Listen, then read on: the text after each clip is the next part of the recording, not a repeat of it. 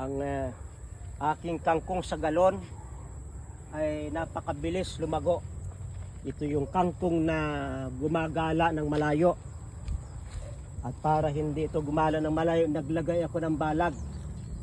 At pagka minsang umakyat na sa balag, puputuli na yung dulo.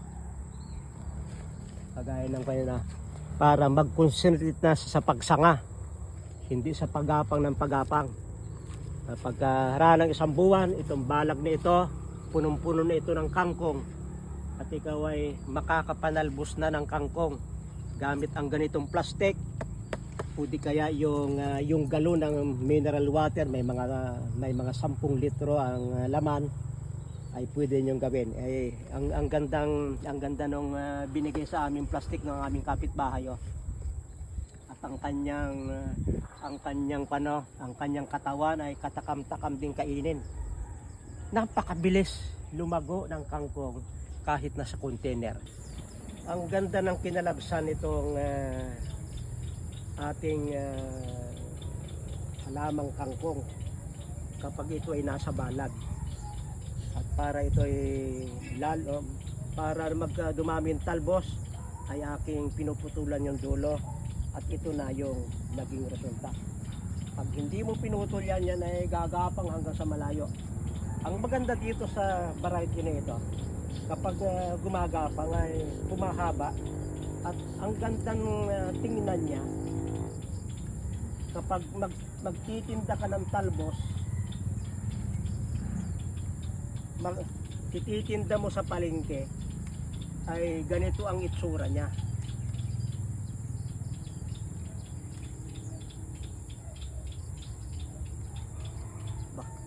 Lumawit, oh.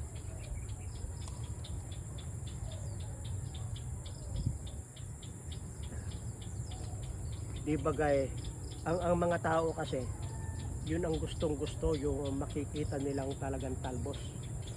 At itong kangkong ay napakagandang lunas kapag kayo ay constipated. Pag constipated ay kinakailangan nyo ang mga dulo lamang, ganyan lamang, oh. Gugulayan ninyo yan. O di kaya ay gawin ninyong salad ang ilang dulo niyan, at talagang hindi kayo magtatae, pero luluag ang inyong pagdumi. Kaya ito ang benefits sa pagkain nitong dahon ng kangkong, o yung talbos sa talbos ang kangkong. At pwedeng gawing negosyo, sapagkat pag pinutol mo ay lalong dumadami ang kanyang sanga. At least ay weekly makakabinta ka ng kangkong sa palengke.